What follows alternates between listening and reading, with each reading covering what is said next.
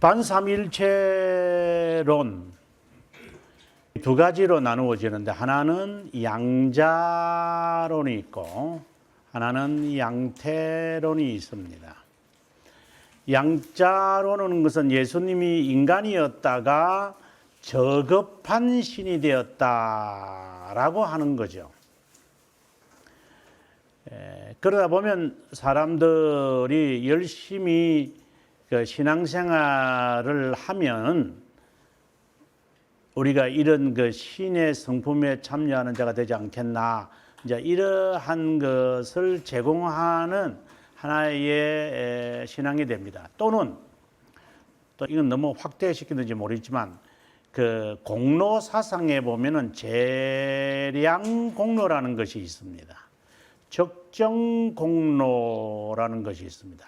요 두 개를 아르미니스파들이 적절하게 다 활용을 하는데, 하나 더 있는데 로만 가톨릭에서는 우리가 아다시피 잉여 공로가 있어요. 요거는 저들이 사용 안 하겠죠. 그러나 재량 공로는 이들이 사용을 합니다. 아르미니우스파들. 자, 재량 공로라는 게 뭐냐면 예수를 안 믿어도 돼요.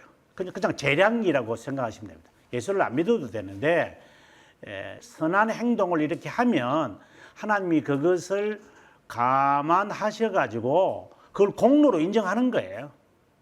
그래서 자선을 많이 해라.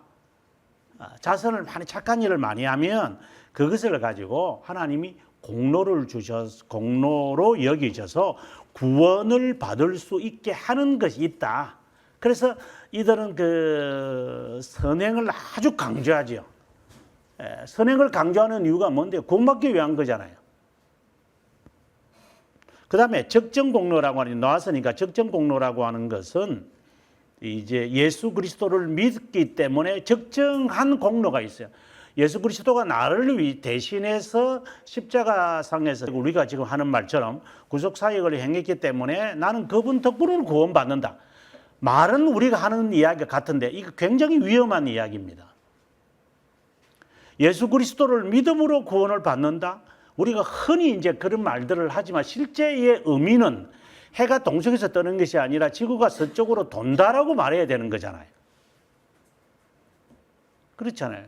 근데 우리가 말은 이렇게 하더라도, 적정 공로처럼 말을 하더라도 의미는 이런 것이 아니라는 것을 알아야 되는데, 말을 이렇게 하면서 실제로 이렇게 해버리면 그건 아르미니스주가 되는 것과 같은 거지요. 그러면 예수 그리스도를 믿는 것으로 구원을 받는 것인가? 그럼 여기에 함정이 있죠. 모든 자가 믿는 것인가요? 그건 아니잖아요.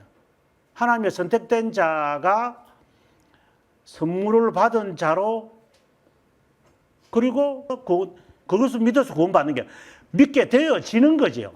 이게 의미는 그것인데, 그런 의미로 사용하지 않고 방금 말한 대로 문자적으로 그대로 적정 공로로 말해버리면 그거는 아르미니스주의고 그거야말로 로만 가톨릭이잖아요. 그러니까 다른 말로 말하면 예정을 인정 안 하겠다는 것이죠. 그래서 우리가 이 양자론이라는 것을 확대시키면 이렇게까지 가버려요. 그 다음 이제 양태론인데, 양태론은 기존 교회 성도들이, 그러니까 목사들이나 저 역시도 여기에 함정에 빠질 수 있는 가장 이단들인 겁니다. 무슨 말이냐면 이 일신론을 강조하잖아요. 하나님은 유일하신 분이다라고 하는 말을 하나라고만 생각을 하기가 너무나도 쉬운 거예요. 이게 하나. 하나님은 한 분이라고 말할 때는 동일 본질을 의미하는 것이지 유일하신 분이라는 것을 이제 의미하는 것이죠. 그러면 유일하신 하나님은 새 위격이 있다. 이렇게 우리가 이제 고백을 하는 새 위격의 하나님이다. 그러면 새 위격을 어떻게 이제 이 양태론을 설명하느냐면은 이 시대에는 성부 하나님, 그 다음 시대는 구속사역은 성자 하나님, 그리고 지금은 성령의 시대다. 이렇게 하면서 지금은 성령의 시대다라고 강조하는 자들이 주로 양태론을 가져가는 거예요. 네, 일신론을 말하고, 그리고 그 시대와 이 시대는 다른 시대다. 지금은 성령의 시대다 라고 하면서 성결 운동을 하거나 은사 운동을 하거나 오순절식으로 가버리면 그는 틀림없이 양태론자입니다. 그래서 양태론자들은 세대주의의 성향을 갖는 겁니다. 그러나 뜨겁죠. 지금은 성령시대니까. 그러면 성령시대라고 하는 사람들의 내막으로 들어가면은 이게 종말론과 관련이 있어요. 그래서 성령시대가 와서 막 전도하고 그 땅끝까지 이러면 주님께서 오실 것이니까 주님의 재림을 앞당겨야만 한다, 우리 시대에. 이런 열정을 막 사람들에게 마치 십자군 운동을 일으키는 것처럼 이렇게 사람들을 막 열심으로 그냥 막 일으키게 하는 그런 작당들을 양태론을 하는 자들이 잘 써먹습니다. 그 이단들입니다. 거의 대부분들이 여기 함정에 다 빠집니다. 삼위는 다 말하잖아요. 성부, 성자, 성령을 말하죠. 하지만 성부 하나님은 그때 창조시대, 성자 하나님은 구속사역으로 마무리하셨고 성령 하나님은 지금 성령 하나님의 시대다. 이런 식으로 구분하여서 구별을 해야 되는데 구분하여 설명하면은 그래 되죠. 그러면 지금 김정일 집사님의 질문은 우리가 기도 시간에 우리가 하나님 아버지라고 우리가 부르고 그다음에 성령 하나님의 도우심을 바라고 마지막에 예수 그리스도의 이름으로 기도한다. 이것하고 양태로 나오는 성격이 좀 많이 다르죠. 자, 우리가 벨지카 구황을 앞서도 벨지카 구황을 항상 떠올려야 돼요. 삼위의 하나님은 그 직무와 활동에 있어서 우리에게 구별이 돼요. 하나님의 구별된 새 위격은 우리가 몰라요. 있다는 사실만 알 뿐. 그러면 그것을 우리가 이렇게 체험하는 것은 그분의 사역으로 체험해요. 그러면 사역에서 체험할 때 기도를 보면 우리가 기도의 대상을 아버지 하나님이라고 이야기를 하는 거고, 자, 이것도 설도 많이 들어가야 되지만 아버지 하나님으로 기도하고 그 다음에 그리스도의 이름으로 기도하고 그리고 하나님 아들의 이름으로 기도하고 그 다음에 성령 하나님의 도우심 우리가 바란다. 이거는 그분의 사역을 하나님께 요청하고 간청하는 것이지 삼위일체의 사역을 지금 두고 이건 우리 입장에서 바라봤을 때 구별되어지는 모습을 그 사역을 보고 기도하는 것이지 그분들의 본체를 두고 존재를 두고 하는 말은 아니죠. 헷갈리면 안 됩니다. 그 다음 하나님 아버지께 우리가 기도를 우리가 드린다고 하는데 여기서 하나님 아버지라고 하는 하늘에 계신 우리 아버지여라고 말할 때의 그 아버지라는 말이 지난 시간에 잠깐 언급했지만 신격 간의 아버지라는 말과 아버지와 나는 하나라고 하는 것과 우리가 하나님을 향하여 아버지라고 말하는 개념은 전혀 다른 겁니다. 그래, 아버지이신 하나님. 그래서 우리가 신앙 고백서를 보면은 전능하사 천지를 지으신 하나님 아버지를 미사오며라고 우리가 고백을 할 때 제가 하이델베르크에서 이렇게 설명을 하는데 아버지이신 하나님이다. 아버지이신. 그럼 거기서 아버지이신 하나님은 삼위 하나님을 말하는 거예요. 그래서 우리가 지금 십계명에서 하늘에 계신 우리 아버지여라고 말할 때 예수 그리스도 하나님 아들이신 예수 그리스도가 아버지여라는 그 아버지께 기도하는 게 아니라 우리의 아버지가 되신 아버지이신 하나님, 새 위격의 하나님을 향하여 기도하는 거예요. 그리고 그분의 사역, 특별히 구속 사역을 하신 예수 그리스도의 이름으로 기도를 하는 거고, 그리고 그 역사를 우리에게 도와달라고 성령 하나님께 간구하는 거고, 그거는 그분의 사역을 활동을 우리가 부탁을 하는 거고, 대상은 아버지신 하나님, 새 위격의 하나님께 기도하는 거예요. 만약에 그렇게 하지 않고 지금 앞서 이제 문자적으로 말하실 때 성부 하나님께 기도하고 그리고 성자 하나님의 이름으로 기도하고 우리를 도우시는 성령 하나님이다. 이렇게 해버리면은 진짜 이 말은 이렇게 하는데 우리가 표현들은 이렇게 하는데 실제로 그렇게 말해 그것을 의미로 받아들여진다면 그야말로 양태론이 되어버리는 거죠. 이 조심해야죠. 나중에 이제 좀 궁금한 게 더 있으시면은 질문을 해 보시면 될 것 같고요. 1권 1장 1항의 이 제목을 제가 수정을 했는데 이윤지식이 아니라 두지식이다 이렇게 했으면 좋겠습니다. 처음부터 인간이 가져야 할 지식은 두 가지가 있다. 여기서 지식이라는 것은 바로 존재를 말합니다. 근데 왜 존재라는 말을 쓰지 않고 지식이라는 말을 했느냐? 그거는 설명이 들어가야 됩니다. 칼빈이 그렇게 우리들에게 말을 하기 때문입니다. 이 존재라는 이 말을 대신에 지식이라는 것을 보려면 여러분 믿음을 떠올리시면 됩니다. 믿음이 곧 지식이잖아요. 이거 지식이거든요. 믿음은 지식입니다. 확실하고 확고한 지식입니다. 그리고 하나 더, 양심도 지식입니다. 그래서 예수 그리스도가 아들을 보내신 자를 하나님 아버지께서 보내신 자를 믿는 것이라는 말 대신에 주님은 아는 것이라고 말합니다. 자, 그러면 왜 지식이라는 단어를 썼는지가 이렇게 해서 이제 답이 나와요. 지식이라는 말이 자연스럽게 여기서 나올 수밖에 없어요. 왜 그렇습니까?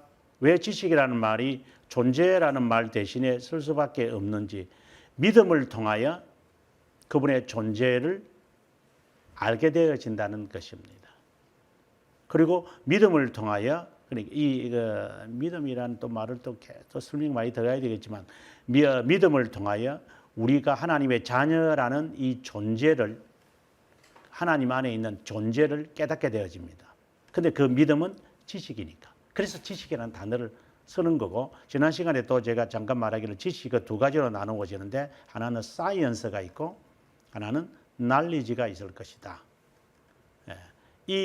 여기서 사이언스를 말하는 게 아니다. 그래서 knowledge를 말하는 거다. knowledge를 또 말하라니까 이게 이제 고기토라는 말이잖아요. 고기토, 나는 안다. 자, 이런 말인데, 데카르트가 했던 말을 그걸 떠올리시면 되는데, 이 knowledge라는 말을 잘못 인용하면 또 영지주의가 됩니다. 영지주의가 뭔데요? 고상한 지식을, 그러니까 탁월한 어떤 지식을 추구하면서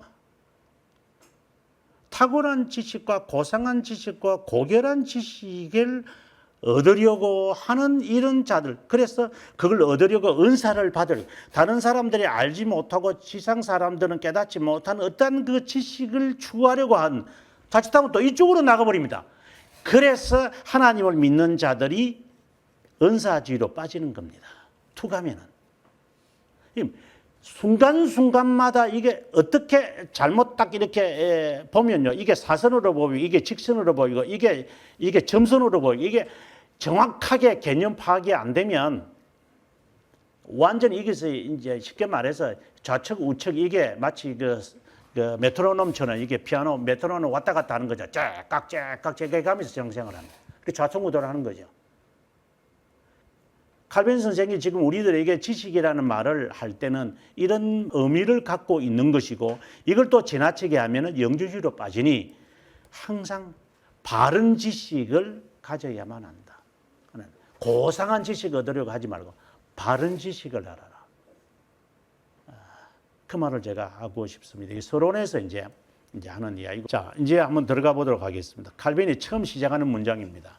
우리의 지혜, 참되고 확실한 지혜는 거의 대부분 두 부분으로 나누어지는데, 칼빈이 처음부터 이제 지혜라는 말을 쓰죠. 지식이라는 단어는 안 쓰는데. 사피엔티아. 이거 지혜라는 말로도 될 수 있고 지식이라는 말로도 있고, 우리가 사피엔스잖아요. 우리가 사피엔스 이렇게 말하는데, 하나는 하나님에 대한 지식이고, 고기토라는 단어를 떠올리면 아마 이야기 될 거야. ког니티오네, 이제 knowledge라는 말인데, 우리 자신에 대한 지식입니다. 이 두 지식이 서로 하나로 엮어져 있기 때문에 서로 엮어져 있어서 어떤 것이 앞서 있다고 결정하기는 어렵습니다. 인간을 기동시키는 하나님을 향하여 자신의 사고들을 고정하지 않고서는 누구도 자신을 점검할 수 없습니다.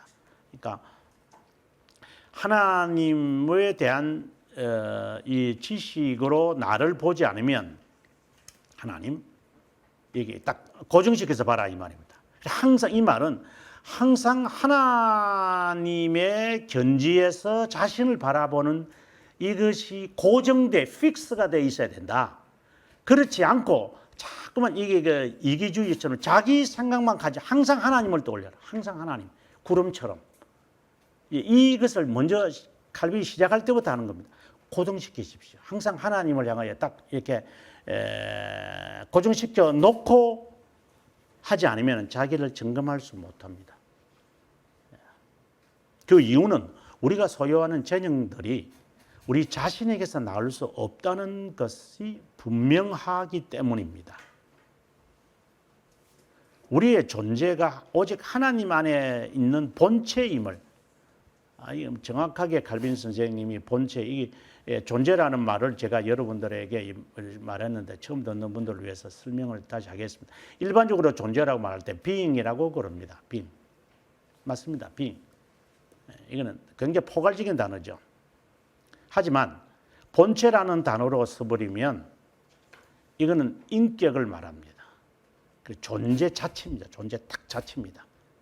그 다음에는 또 다른 말로는 특성이라는 말로도 씁니다. 특성. 본체는 특성이다. 그래서 나중에 이제 설명이 나올 건데, 이것이 본체라는 이 존재가 있고, 그다음 두 번째 존재는 본질이라는 게 있습니다. 이걸 성격이라고 그러죠. 저 사람의 성격이 왜 저래? 보통 성격이라 말할 때는 그 사람의 본질을 말합니다. 그러면 하나님의 본질이나 나의 본질을 말할 때와 본체는 성격이 다릅니다. 본체라고 말하는 것은 나만이 가지고 있는 특성이죠. 독특한 성격이 있습니다. 일반적으로 사람들은 본질을 가지고 일반적인 존재로 가지고 자신을 평가하려고 합니다. 그러면 그 사람은 아직 자기 자신을 파악하지 못해서 정체성을 헷갈리기 시작합니다. 예를 들어서 학교에서 공부를 잘했다. 나는 좀 우쭐거리네. 본질을 가지고 자신의 본질을 측정하기 때문에 그 사람이 헤매기 시작할 겁니다. 나는 남보다 운동을 잘해. 그래서 나는 돈을 많이 벌었어. 그럼 그건 본질이거든요. 본질을 가지고 자기가 갖고 있는 독특한 본체를 생각하면 그 사람 정체성 잊어버리는 사람입니다. 이게 존재에 대한 이야기가 좀 더 자세하게 말할 수 있겠죠. 그 다음에 실존이라는 게 있습니다. 보통 이거는 이제 에센스라 그러죠. 에센스. 실존이라는 것은 existence. 보통 철학에서 말하는 existence입니다. 이것은 이 본질과 본체를 실제로 내 삶에서 이렇게 경험을 해가지고 이게 현실화되어진 겁니다.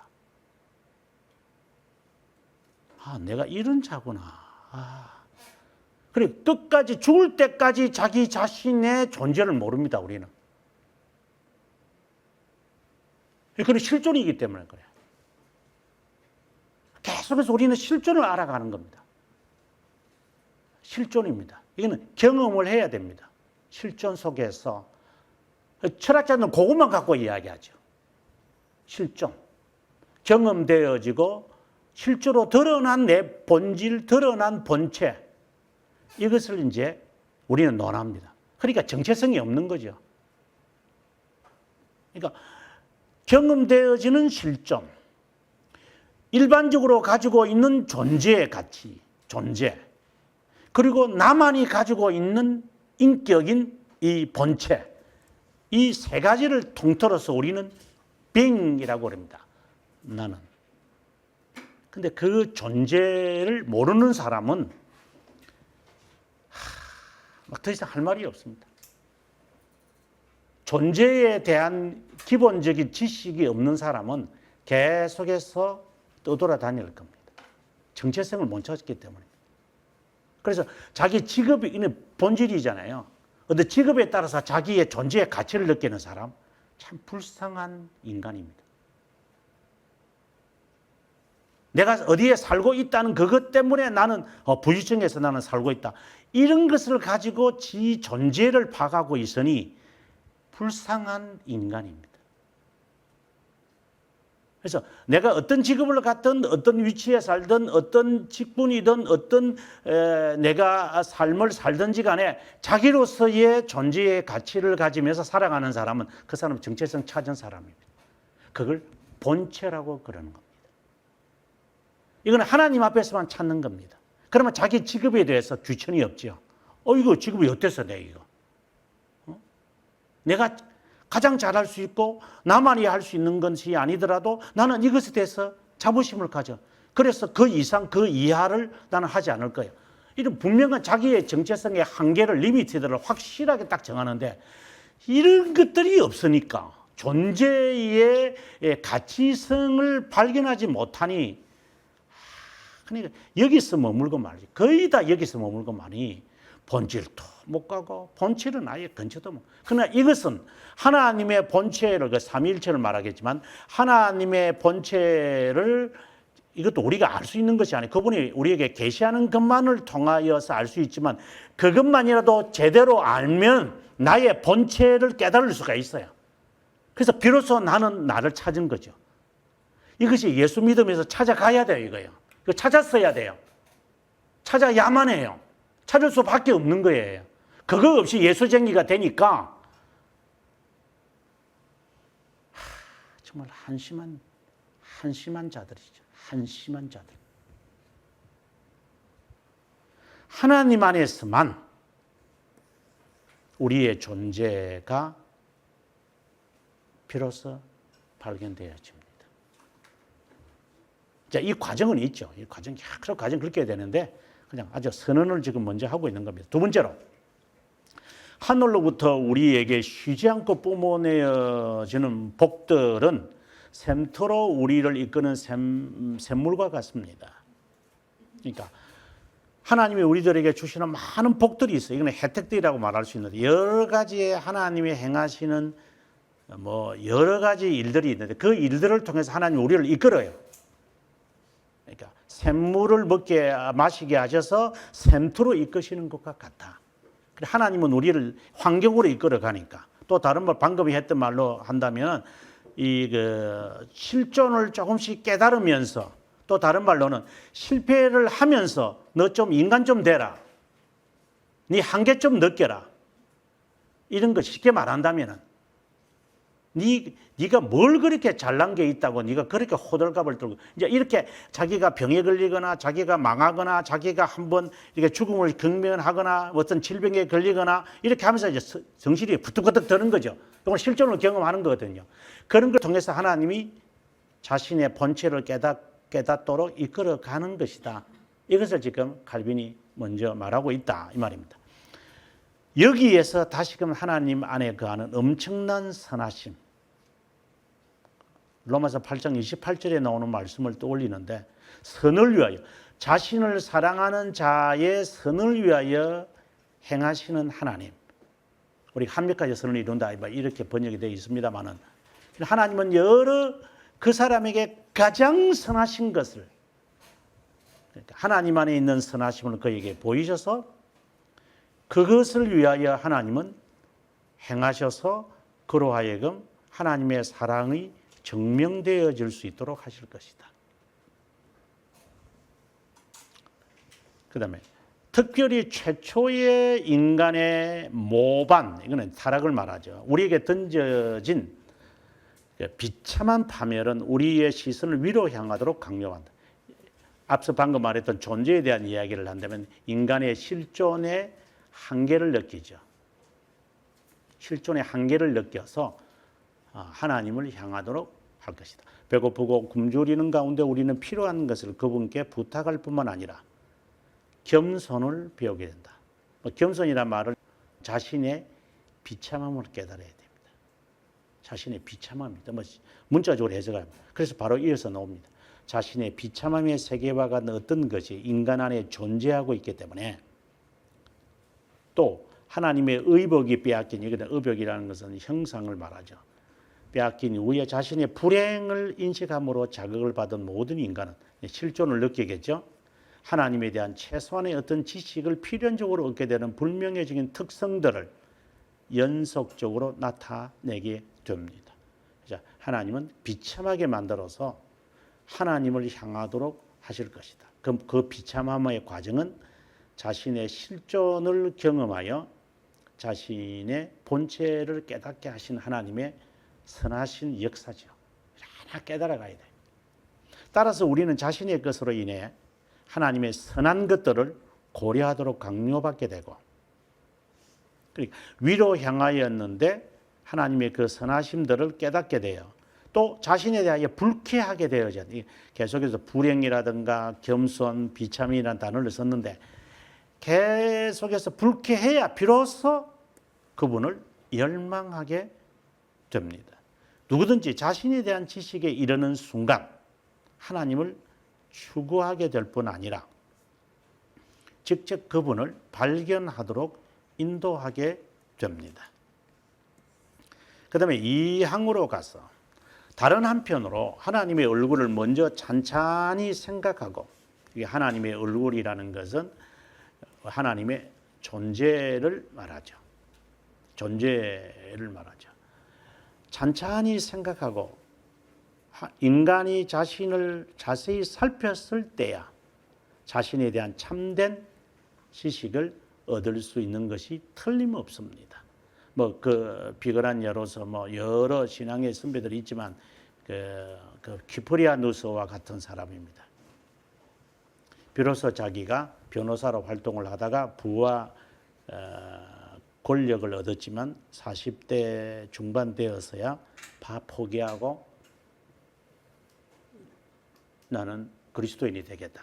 이렇게 되어지는, 그러니까 삶의 좌우명을 갖는, 그게 자신에 대한 참된 지식을 가진 사람이 이제 있어요. 이제 그렇게 되는 거예요. 뭐 여기서부터 끝까지 간다 이런 개념은 거의 없고, 하나님은 자신의 존재에 대한 인식을 하게 해서 자신의 인생관 자체를 확 뒤집어 버려요. 확 뒤집어. 그러니까 세계관이 바뀌어지는 거죠. 세계관이라는 것은 이제 세상을 바라보는 해석관이죠. 해석을 다르게 해석해 버려. 그렇게 안 한다. 이렇게 해야 된다. 그렇게 하면 안 되는 거다. 하고 이 가치관이 딱 정립되는 거죠. 그거는 본체에 대한 그 자신에 대한 개념이 설정이 되어야 가치관이 설정되는 거지.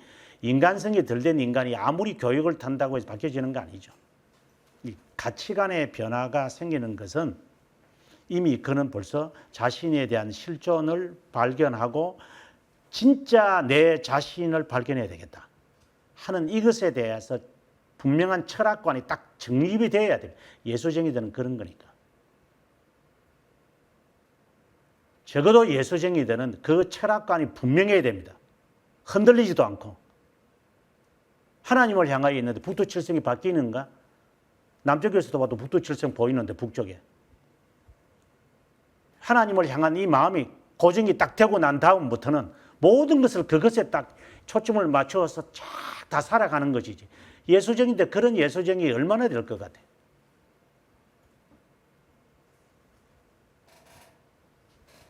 다 항상 흔들려요, 이게.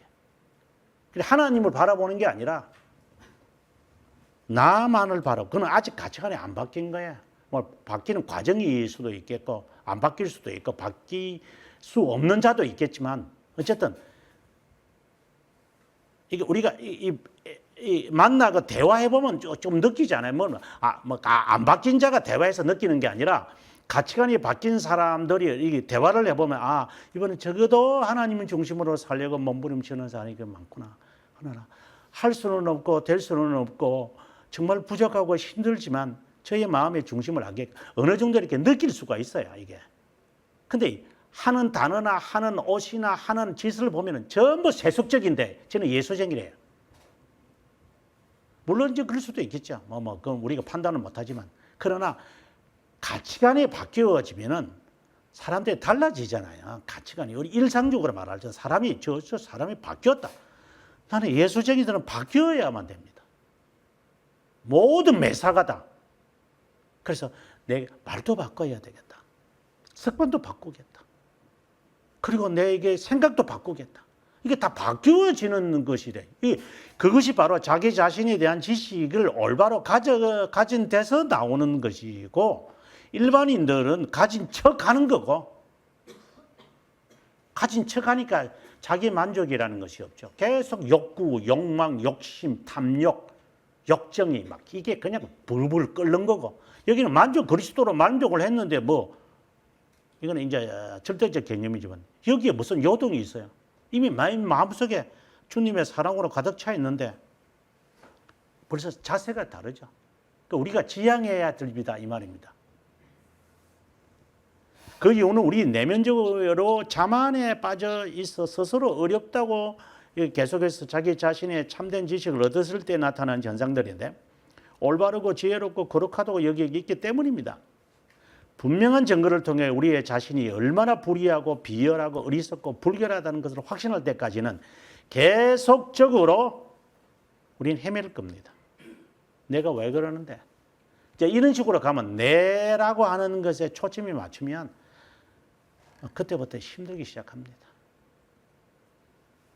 이런 확신은 유일한 기준이 되시는 하나님을 바라볼 때에만 자연스럽게 우리에게 일어납니다. 우리 모두는 외식하는 데 익숙해 있어서 의와 유사한 어떤 텅 빈 것이 의를 대신하여 우리를 만족시켜요. 의를 대신해서 외식으로 만족한다. 명예나 취미생활이나 다양한 것들 양 집어넣어야 돼요. 그리고 이런 다양한 게 있잖아요. 지식이나 돈이나 어떤 이런 것들을 우리의 텅 비어 있는 것을 채우지 못하지요. 그러나 그리스도로 인하여 채워진 사람은 라면 먹고도 배부르면은 그 갈비찜 안 먹잖아요. 배가 고프니까 이게 안 채워져 있으니까. 그래서 밥을 먹고 난 다음에 시장 가야지 아무거나 안 사지. 배고프고 가면 전부 다 지적하면서 맛보기 다 먹어 가면서 이것도 사자. 여보 맛있겠다. 저것도 맛있. 이렇게 괜히 먹지도 않은 거 냉동실에 집어넣어가지고 미라 만들 거 사가지고 와가지고. 그런 짓은 하지 마라 이 말입니다. 자기가 이미 만족한 상황 속에서 살아가는 자와 그걸 대체하기 위하여 여러 것들을 채우려고 유행이나 이런 여러 가지 있는 거 그 필요 없다. 더욱이 우리 자신을 지켜 세우면서 반신반인 우쭐거리는 거죠. 이제 자신을 완전하신 하나님과 비교하여 자신이 지닌 외식적인 의, 여기 의와는 다르죠. 발견하게 된다면 자신이 가장 불법적인 존재임을 알게 됩니다. 자신을 정오하기 시작할 겁니다. 이는 중생의 경험에서 나오죠. 제가 한 2주 전에 새벽기도 때도 그런 말이지만 자신에 대하여 쌍욕을 해야 할 줄 알아야 될 거다. 자기 자신에 대해서. 너는 너 자신을 얼마나 쌍욕할 것이냐를 분명하게 해야 된다. 사도 바울은 괴물이라고 그랬잖아요. 나는 괴물이야. 괴물들 중에서 나는 우두머리야. 이건 다른 말로 하면 쌍욕이거든요. 당신은 당신에 대하여 어떤 쌍욕을 퍼부을 수 있을까? 여러분들은 여러분들의 기도 속에 여러분을 향하여 뭐라고 부릅니까? 어떤 가장 저급한 욕설을 하면서 나 자신을 할 수 있겠습니까?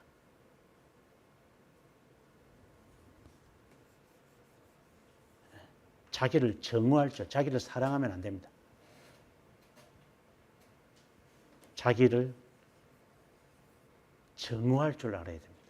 미워하는 걸 아는 것이 아니라 정오할 줄 알아야 됩니다. 영예인은 메시급고 다른 자로 바뀌어지면 좋겠다. 그러니까 성형수술을 하는 사람들처럼 나 자신이 아닌 다른 자가 나를 대신했으면 좋겠다. 이 정도로 자기 자신에 대하여 정의심을 가져야 돼. 어리석음을 깨달아야 됩니다. 이것이 되기 전에는 하나님에 대하여 관심을 안 갖습니다. 그건 다 거짓말입니다. 그래야 회개하기에 이를 겁니다. 이는 생명에 이른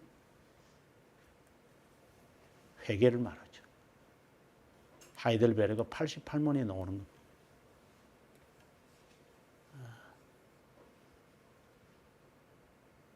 그리고 대교리 문답에서 나오는 73문인가 그럴 건데 보면 이 회개를 말하는 거죠. 처절한 회개를 해야 될 거다. 그 외에는 하나님 앞에 우리가 할 게 없습니다. 뭐 달라 하기 이전에는 하나님이 이미 아시는 분이시니까 물론 그거로 시작을 하겠지만 우리가 하나님께 기도할 때 내가 원하는 것을 그래서 우리가 강구로 시작하죠. 실제로 이게 나의 동기부여가 되어가지고 하나님 기도는 하겠죠. 이게 동기부여가 돼야 되니까 필요한 거. 그래서 하나님은 그런 욕구를 통해 가지고 기도의 자리로 오게 하시는 거죠. 그렇게 왔다면 바뀌어져야 되죠. 회개로. 계속 요것만 추구하고 있어. 잘 되게 해주세요. 잘 먹게 해주세요. 잘 있게 해주세요. 예? 정말 답답한 사람들. 신앙생활 한 10년이나 50년을 하면 좀 바뀌어져야 되잖아요. 이런 것은.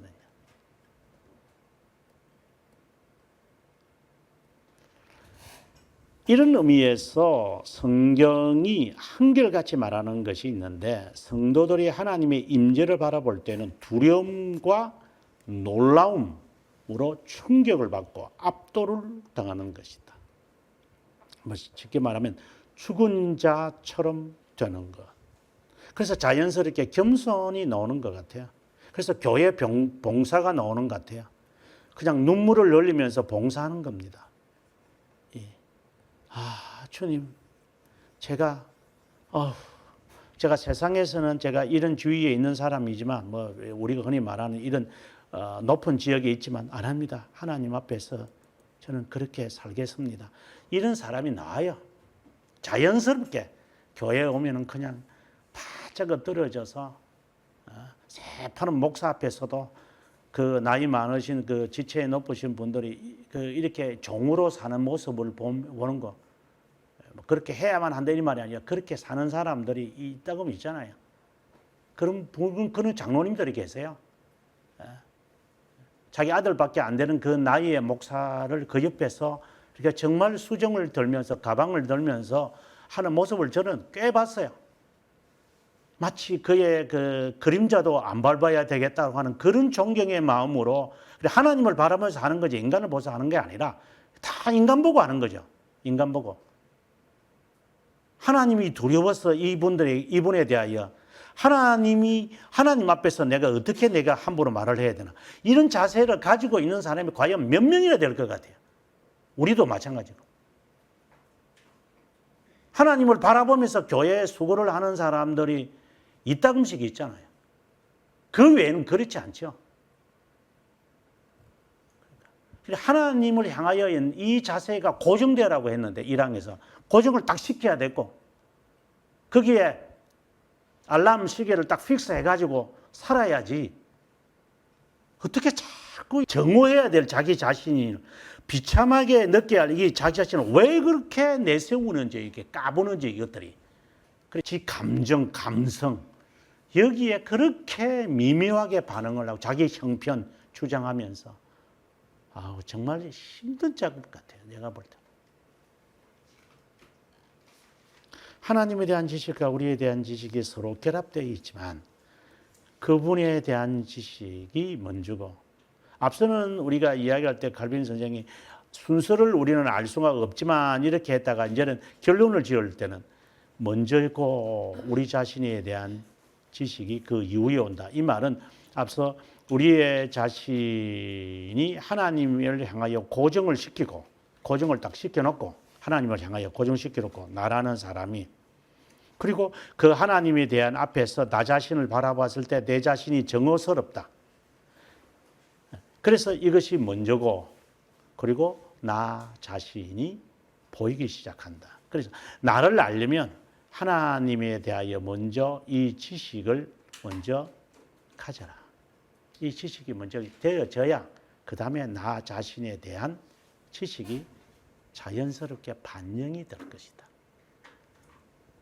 그것이 칼빈이 처음 이제 사망까지 했던 이야기고,